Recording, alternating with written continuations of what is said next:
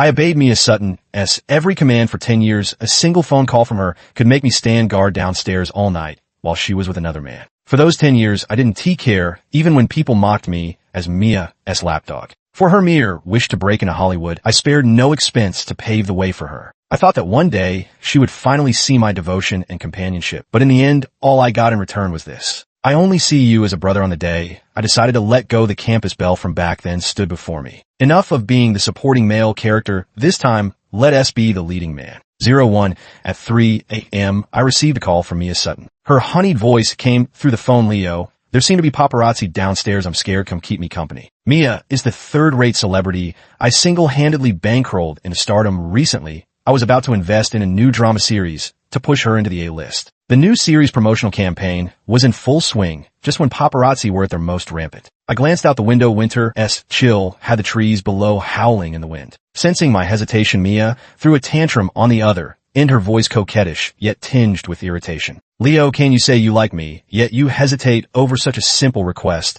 Now, I see, I'm just another plaything for rich boys like you. I quickly denied it, scrambling to put on my clothes as I rushed out the door. No, don't be angry, Mia. I'm coming right away. What Mia called a plaything represented 10 years of my life. From the first moment I saw Mia Sutton upon entering high school, an irresistible voice seemed to echo in my mind. Pursuer at that time, Mia came from a poor family and was still wearing outdated clothes. She stood out conspicuously among a group of wealthy young ladies dressed in exquisite attire. Yet it was precisely Mia's delicate and youthful appearance that captivated me. Without hesitation, I bought her the latest designer clothes and covered all of Mia's tuition expenses. I pursued Mia passionately only for her to scold me. Think you're so great with your filthy money, yet she accepted every single gift without refusal. I noticed Mia rarely wore the same outfit twice, so I kept sending new ones. Mia fell ill, and I had her admitted to my family's hospital, staying by her side for 3 days and 3 nights without sleep.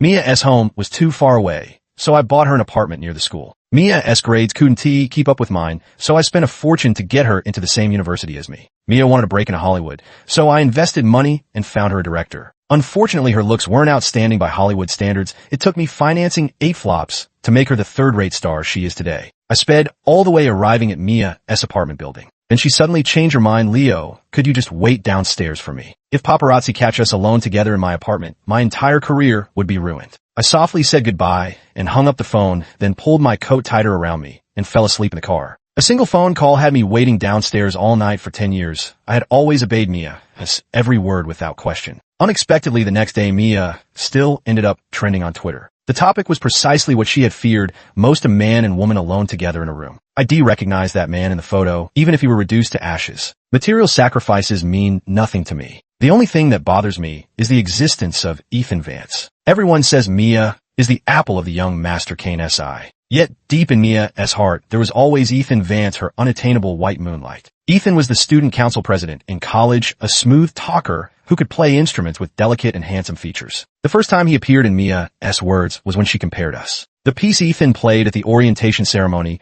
was absolutely mesmerizing. Do you like listening to guitar? I'll hire a whole band to play for you. You think everyone is like you. All you know is spending money. This is called romance. What do you even understand? I truly don't understand. People always say money can solve 99% of the world's problems. But for me, it's 100%, because money is no object to me. So the moment the trending topic appeared, I immediately transferred funds to the PR team to handle this matter. In the photo, Ethan was hugging Mia from behind as they admired the night view by the floor-to-ceiling window. Looking up, I saw Mia walking out arm in arm with Ethan. They were all smiles, looking every bit like a couple deeply in love. The storm in the entertainment industry has subsided, and the Facebook group of college classmates is buzzing again. OMG, did you all see the trending news this morning? Mia and the young master of the Kane family are finally together. Our dear Leo has won the beauty after 10 years. Congratulations. As soon as this was posted, nearly 100 congratulatory messages quickly followed, with everyone teasing him to send red envelopes. Until one person quietly chimed in. I saw it this morning too and saved it.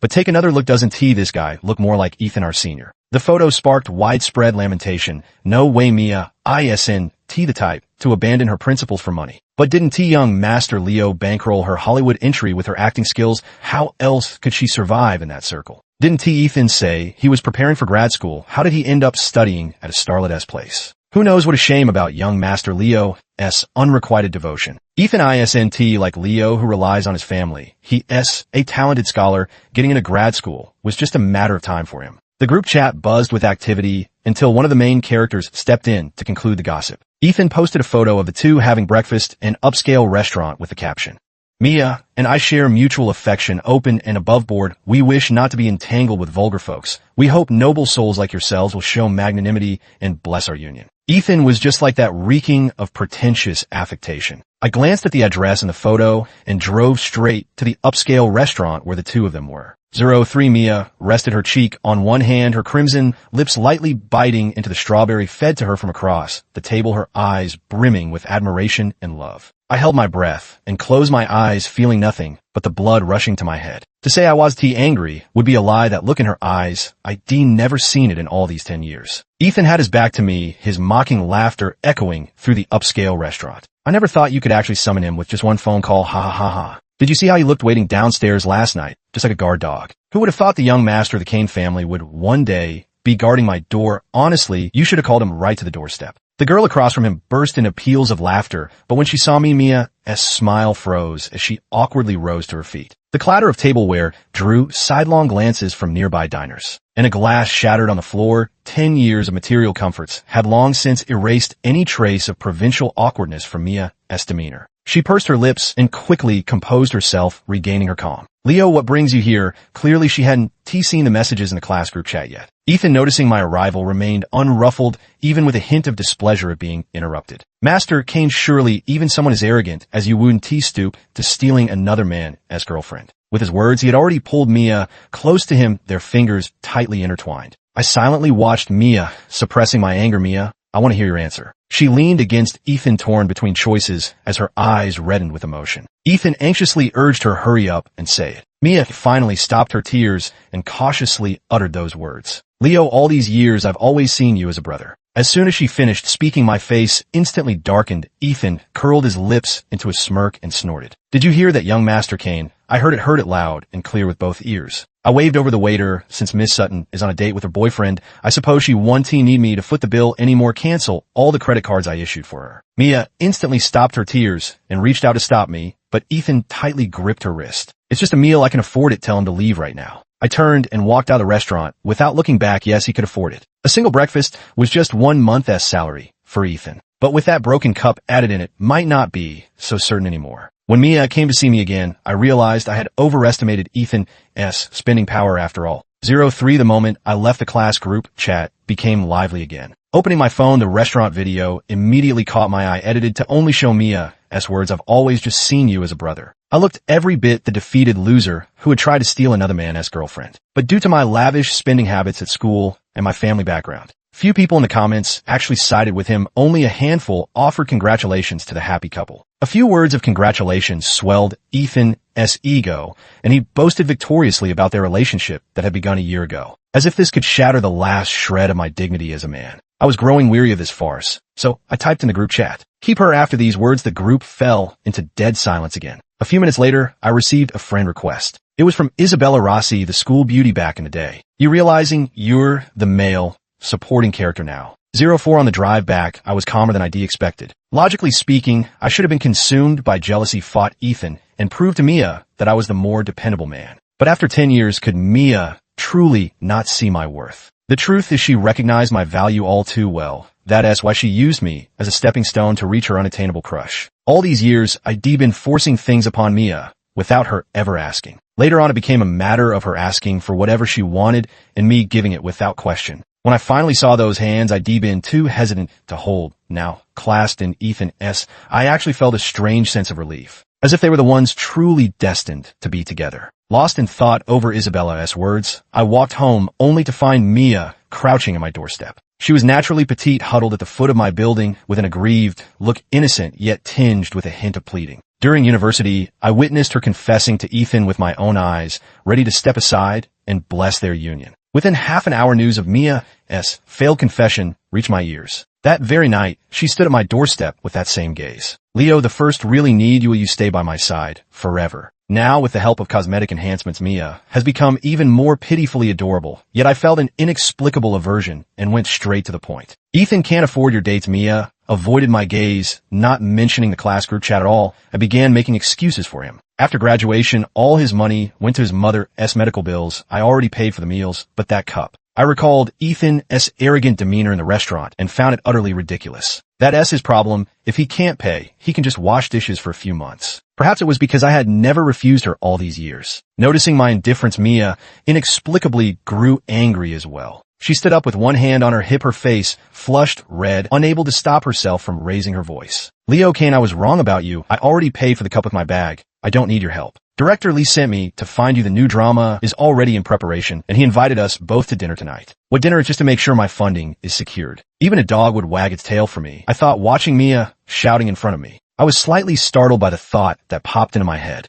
My hand instinctively reached out to comfort Mia as I said, all right, I'll go tonight. Satisfied with my answer, Mia finally stopped. She knew exactly how to play me with this act of pitiful tantrums mixed with forced bravado. Pouting her lips, she said, if Leo doesn't come, I can manage by myself. Her eyes brimmed with barely concealed delight. Feeling irritated, I urged her to go touch up her makeup before heading straight home. My own contradictory behavior just now surprised me. There was a time when every single one of Mia's tears would pierce straight through my heart. Today, all I could notice was the makeup caking in the corners of her eyes. No matter how I looked at her, Mia, who always seemed to glow, had that radiance vanish in that instant. I texted Isabella, are you free to meet and talk? 06. It had been 8 years since I last saw Isabella Rossi. I only vaguely remember her being the school beauty in high school, if not for the friend request coming from the same alumni circle. To this day, I still can't tell that Isabella attended the same university as me. Isabella has indeed grown into a striking beauty on her way to the private room. She turned many heads. Even the waitstaff couldn't help but soften their voices around her. But right now, I'm more preoccupied with that message. She left Isabella cut straight to the point, unraveling my confusion. According to her, she discovered during college that she would inexplicably feel compelled to do certain things. I became intrigued by this supernatural claim. For example, I clearly didn't like Ethan, but still ended up dating him. For instance, my attention kept being drawn to someone else, yet I was always forced back to Ethan. At this point, a faint blush rose to Isabella's cheeks. It suddenly dawned on me. So you're the campus belle ex-girlfriend he's always talking about. A trace of disdain flashed through Isabella's eyes, yes. Over these 4 years, I've thought about breaking up with Ethan more than once, but somehow I always ended up talking myself out of it every time. Do you believe what I'm saying? Seeing my silence, she grew somewhat anxious. Think carefully, do you really like Mia that much? No, my mind instantly supplied the answer. Then came an inexplicable impulse, as if telling me this was the wrong response. I asked Isabella, how did you get rid of these thoughts? Isabella's eyes carried a smile of survival, her gaze resolute.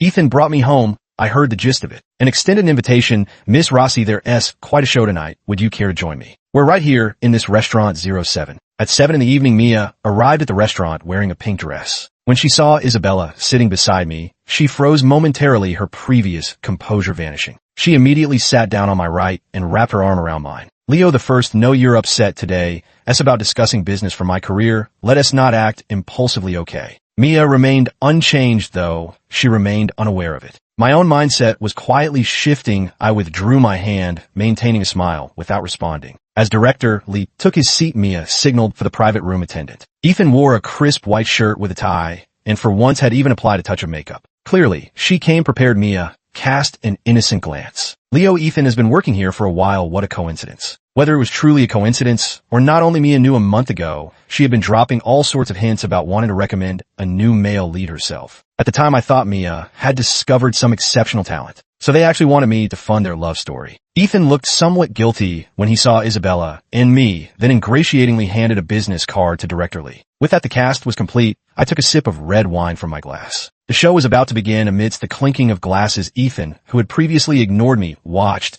as the nearly 40-year-old Director Lee repeatedly toasted me. He had no choice but to lower his head and fawn over me after humbly pouring me wine and serving me dishes. Director Lee turned the tables in his self-recommendation and asked, which university did you graduate from? Any special skills? Ethan's face, which had been faking smiles all night, finally revealed a glimmer of genuine light. He pulled out a resume from his pocket. Director Lee, here. My resume. Take a look. I can play musical instruments. Director Lee took the resume and placed it face down on the table, clearing his throat. What instrument? Show me. Ethan immediately responded, ready to dash out like an attendant. Noticing the gazes from me and Isabella, he straightened his posture before walking out. Before leaving, he signaled with his eyes for Mia to follow him outside. A few minutes later, Isabella opened the private room's door. Sure enough, there was a commotion outside the door. 09. Why didn't you tell me the investor was Leo Kane? Did you deliberately set me up to make a fool of myself? Ethan questioned her, as if it were his right. Mia's voice carried a faint sob. I told you long ago not to let Leo find out about our relationship. You were the one who provoked him in the class group chat. If someone had sent me a screenshot while I was touching on my makeup, I wouldn't even have known about this. If it were just this morning's incident, I might still have some excuses, but now he knows everything. You have to endure this dinner today, or we're both finished. Indeed, ever since Mia dipped her toes into Hollywood, she left all her school group chats, claiming it was better not to force connections with people from different circles. Her sobbing suddenly stopped, replaced by intense anger. And why is your ex-girlfriend here? Did she chase after you all the way here, refusing to let go? When mentioning Isabella, Ethan's voice grew much quieter. How was I supposed to know she still had feelings for me? If Director Lee takes a liking to me, fine. If things don't work out, I'll just go back and reconcile with her. My mother's in the hospital needing money. I have to go out and network with friends over meals. Money as needed everywhere. You can't provide that. Isabella can. The two were at each other's throats. Isabella leaned back in her seat. The right hand lifted a wine glass to clink against mine, the crystal emitting a crisp sound. Her face was full of helplessness. I never knew I could be such a clingy woman. I don't want to pick up this kind of trash. Director Lee, well versed in drinking gatherings, understood the current situation perfectly. When Ethan finished playing a song with his guitar, Director Lee was the first to criticize out of tune, unprofessional. Your so-called talent can only fool naive little girls. Hollywood. That's just wishful thinking. Mia wanted to defend herself, but withdrew. She noticed Ethan was losing his composure. Director Lee then offered a carrot. But you're decent looking. Fine, I'll give you another chance. Show me your acting skills. At the mention of this, Mia perked up. Director Lee, what role? I'll act opposite him. Director Lee waved his hand, motioning for her to sit down, then turned to Ethan and said, pretend to be an opera singer. Ethan adopted a tone-deaf, warbling voice and began to sing off-key. Not bad. Now try playing a cunning villain. Ethan immediately mimicked a sycophantic antagonist from a movie, calling out boss at every turn. Director Lee burst into laughter, clapping his hands and saying, good, good, very good. Now bark like a dog. The moment these words were spoken, Ethan's ingratiating smile froze. He hesitated, glancing around the table where his current girlfriend, ex-girlfriend, and his arch-nemesis Mia were seated. Mia anxiously tapped her plate, muttering under her breath, hurry up. What are you waiting for? Director Lee is in a good mood. Director Lee seized the opportunity to decline to be an actor. The most important thing is to let go of shame. If you can't even handle this, then forget it. Ethan's face flushed red. A man standing 6 feet tall, dressed neatly and sharply. In the end, he ended up prostrating himself on the ground, kneeling with both knees, his face burning crimson. He let out a low growl from his throat. Woof! Amid Director Lee's applause, the dog's bark grew louder and louder. It lasted a full 3 to 5 minutes. After the performance, Ethan got up from the ground. He clasped his hands in front of him and bowed, forcing a sycophantic smile on his face. What do you think, Director Lee? Director Lee didn't respond to him. Instead, he stood up to bid me farewell, leaving only these words, the final decision still lies with young Master Kane. After all, he's the one investing in this drama. Ethan clenched his fists before he could react. Isabella raised her phone and spoke first. I've already recorded the video and sent it to our class group chat. Let our university friends witness the acting skills of our senior Ethan. Let senior Ethan also experience the taste of being gossiped about. Thank you, little Kane, for inviting me to watch this show. Isabella picked up her bag to leave, then turned back to address Mia, whose face had turned ashen. He's the one who got dumped, and he's also the one who won't let go. You treat Ethan like treasure, but to me, he's just trash. Damn, that was badass. I always thought campus beauties were supposed to be delicate types. Isabella's whole performance had me laughing out loud. After she left, Ethan finally couldn't hold back his anger and was about to flip the table. I sat in my seat, curious to see what other nonsense he might pull. With a sharp smack, a handprint appeared on Ethan's face. Mia gripped the tablecloth, grinding her teeth. Stop this madness, Haven Tea. I sold enough designer bags for you this year. I was wondering why Mia kept buying new bags one after another. I thought she just got tired of the old ones and threw them away. In that case, today's dinner is arranged for you two. This meal I won't be treating. 11. Isabella invited me out again ever since that explosion in the class group chat. We hadn't contacted each other for a week. If Director Lee hadn't approached me with a new project, I hadn't yet noticed how Mia's name, that of a third-tier actress, had completely vanished from Hollywood. Isabella's invitation this time was for a business meeting. Her father has business dealings with my family. We already moved in the same social circles. Before heading out that evening, Isabella sent me a photo. She wore a flowing red gown that hugged her figure in perfect curves. The tasteful exposure of skin was both alluring and dignified. Isabella stepped over the crowd in her high heels when we met. She walked over and noticed the red rose pin on my chest. With a faint smile, she said, "Little Kane always has such good taste." "You flatter me, Miss Rossi," I replied, taking her hand as we began to dance amidst the crowd. Isabella leaned in close to my ear and whispered with a smile, "Aren't you curious about what Mia has been up to all week?" I raised an eyebrow. I wasn't interested before, but now that you mention it, I'm all ears. Isabella led me to the terrace. The wind tousled her hair. There was a reason she was known as the campus belle. Her beauty was a mix of innocence and playful charm, every movement captivating enough to hold one's gaze. Isabella leaned back lazily and began recounting. "A couple of days ago, I got a call from Ethan S. Mom. She said the girlfriend Ethan S. bringing home now, ISNT. As good as me as long as I'm willing to buy her son a house and car. She'd be happy to take me back." My head was full of questions. Isabella continued, "I told you before, the first time I ever thought about breaking free from fate was when Ethan took me home. His mother lying sick in bed, actually ordered me a young lady who grew up with 3 nannies to carry her chamber pot, and Ethan said this was filial piety. What filial piety? To his mother, not mine." I couldn't help but laugh, then asked further, "So what does this have to do with Mia?" Ethan told me that after Mia was blacklisted in the industry, she lost her job and is planning to sell the apartment you gave her. "Are you going to take it back?" "I doubt I'll live to see that day." Isabella looked at me with confusion. "Tonight's banquet." Mia had called over a dozen times without answer. Just as I picked up my phone, her call came through again. I answered the call and put it on speakerphone. The person on the other end didn't realize the call had connected so abruptly and was still angrily shouting, "You promised this money would guarantee me a spot in the production, Ethan. I even sold my only apartment for this." From the phone came the sound of Ethan's voice and a metal basin clattering to the ground. "How was I supposed to know that guy was a fraud? You're the one who talked me in a meeting. That so-called director you told me to give up grad school, then humiliated me in front of the whole university. Who is it that chased after me, saying they'd give me everything? Now you suddenly remember how good Leo was to you. If you've got what it takes, go reel Leo back, and otherwise hurry up and wash my mama's bedpan." The person across suddenly realized the call had been connected, hastily covering the phone as they rushed out.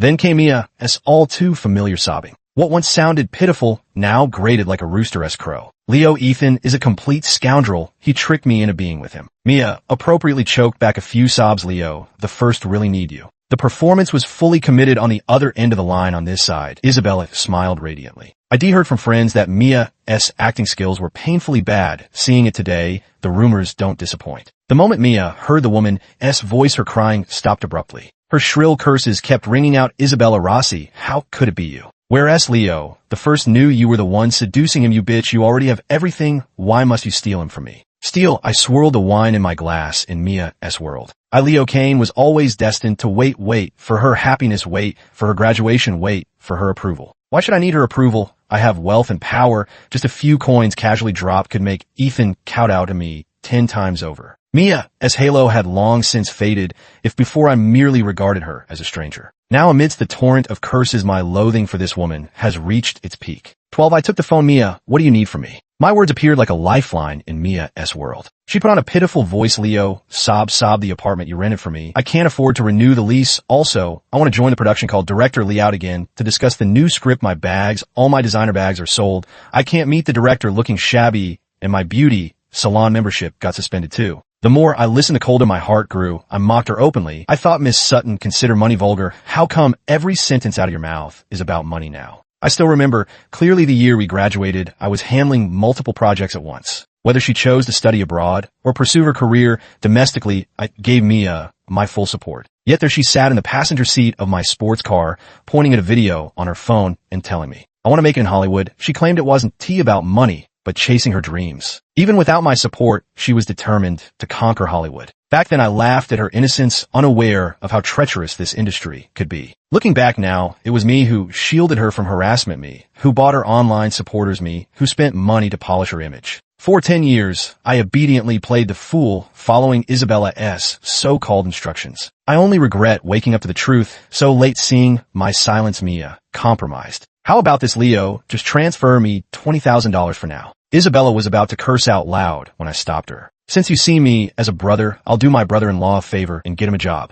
After sending the referral contact, I blocked Mia, completely erasing her from my world. Isabella walked arm in arm with me into the banquet hall. My father was chatting animatedly with Uncle Rossi. My daughter here was somehow bewitched before she got involved with some spineless pretty boy, but thankfully she's broken free now, which gives me some peace of mind. My boy is the same, though lately we hardly heard him mention that girl last time his mother asked about her. He said it was bad luck just to talk about it. Speaking of which, we almost arranged a marriage pact between them. When they were children, brother Rossi, you must give my boy more opportunities when the time comes. The two were chatting animatedly, and Isabella moved a bit closer to me. She accepted everything without hesitation, slightly raising her head to meet my gaze for just a moment. Her face flushed crimson to the tips of her ears. 13 Mia had tried making scenes at the company entrance several times, but each time security escorted her to the police station 5 months later. Mia devoted herself to love, staying at the hospital to care for Ethan's mother only to be recognized by fans. The long-vanished third-tier actress made her last desperate grab for hot search attention by being exposed for negligent caregiving.